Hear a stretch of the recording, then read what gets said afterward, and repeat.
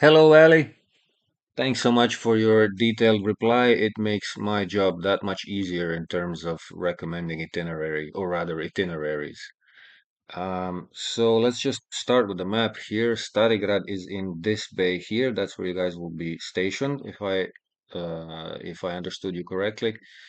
We are here in the town of Hvar, which means in the morning we drive around here to come to Starigrad to come pick you up, and then in the afternoon we also drop you off here in Starigrad and make our way back. This would be the island of Hvar, and its southern side is this one here. By southern side, we usually mean up to Sveta Nedjelja over here. But for example, the island of Ščedro is not that far away, and it's even more lonesome than the Pakleni Islands and the southern side.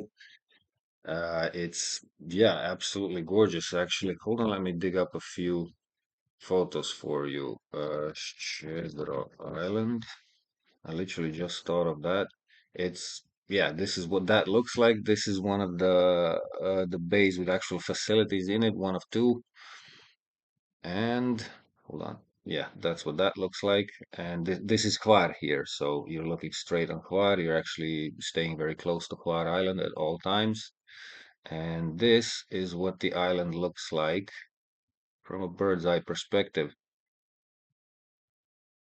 Yeah, it's really just a really nice place, which is not crowded almost ever. Like even in August, it's not very crowded. So, and the beaches and the little coves around it are really nice. I particularly like the one here on the far southern side to go. So maybe that's something also to visit. We can include it in the itinerary if you want, especially if you haven't been there before on your previous visits. Uh, Apart from that, we have so Sveta Nedjelja over here, like you said. That would be, hold on,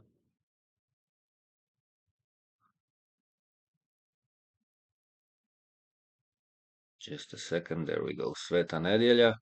So this is what the town looks like from above. It's very small, really. This is the little marina here, which is where we go in with the boat and more. This is what that looks like from a little bit more up close. This is obviously a summer picture. These are all private tour boats here.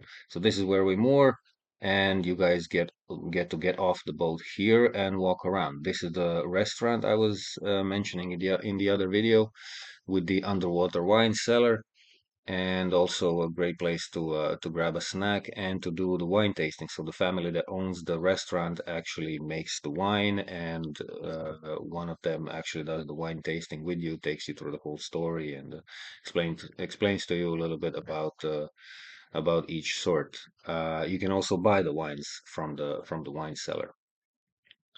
Apart from Sveta Nedjelja, another place where you could do wine tasting is, give me just a second, is somewhere along here. It's a little place that's kind of etched into live rock, basically. It almost looks like a cave. There's just one guy who has wine there, and people come to him usually by boat, and that's also quite an experience.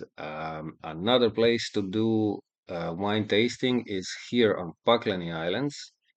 So right here in the place called Vlaka, where it says the fisherman's house over here. It's not listed, I guess, on Google, but over here, hold on, over here, there's a little bar owned by a local, and there you can taste wines made on Pakleni Islands. So Sveti Clement is the name of the largest of Pakleni Islands. This is the only one where vineyards can actually exist, and they do. Usually they are around here and a little bit further here, and he serves in that little bar, he serves the wines made there, and you can do wine tasting with that one as well.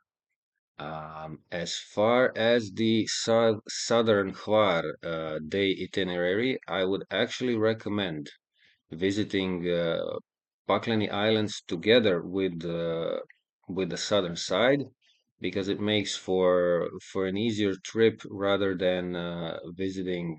Pakleni Islands plus Vis Island, because Vis is bigger and there's more places than along the southern side here.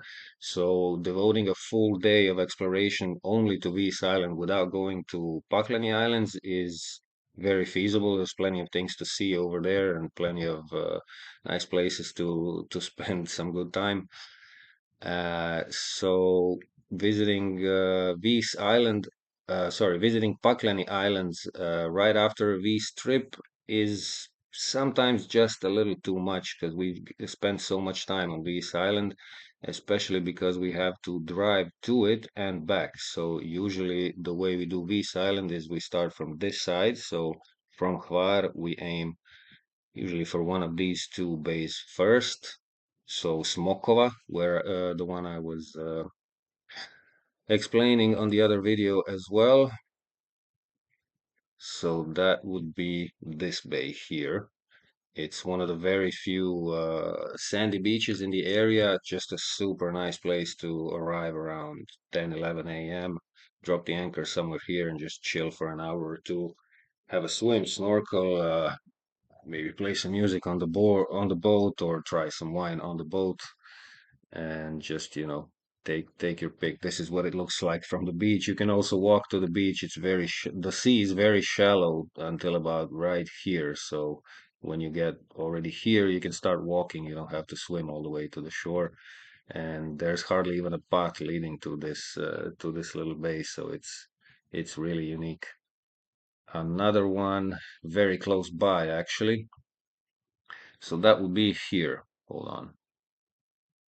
Smokova Bay, the one I was just showing you, and very close to it is another bay called Stončica, which is a bay where people usually go for lunch because there is a restaurant right behind these trees here. I think that's the facility there. And yeah, it's one of the nicer restaurants, I would say. Not in terms of appearance, it's a very old house and just very rustic looking, and it's all owned and managed by locals. The food is really fresh. One of the benefits of having a restaurant right there on the waterfront is that the fishermen can get right to your restaurant with the freshest fish possible. No need to go to the fish market or anything like that. And also behind the restaurant is where they have their own little garden. So that would be just behind over here, where they grow some of the things that you can have also in the restaurant, some of the veggies and well, the veggies, I suppose. It's not enough for the whole restaurant for the whole summer, but some of the stuff they serve there is literally from their own garden. Smričevica is another bay I was mentioning earlier. It's one of my favorite bays. It's usually super quiet and super lonesome. This is what it looks like. So there's just this one little house over here, the little beach here, and then this is the other part of that bay. So it's essentially two small bays inside a larger one. And that's also a nice place to spend some time chilling, swimming, sunbathing and enjoying the amenities on the boat. Moving on, we have the famous Blue Cave on Bishevo Island. It's like I mentioned earlier, it gets really crowded most of the summer. In May, it's probably less crowded than for example in July and August, but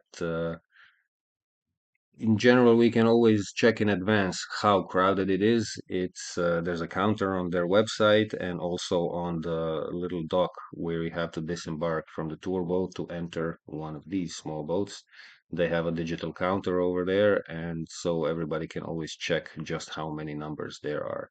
So, just to make a very long story short, this is what the cave actually looks like in reality. I've been there many times. It is absolutely gorgeous. It's blue and it's just mesmerizingly blue. But it just gets so overcrowded most of the time. Most of the time it's not even worth the wait, especially because you would be inside with another three or four of these kinds of boats with so many other boats waiting outside the entrance that it's just most days it's just a headache.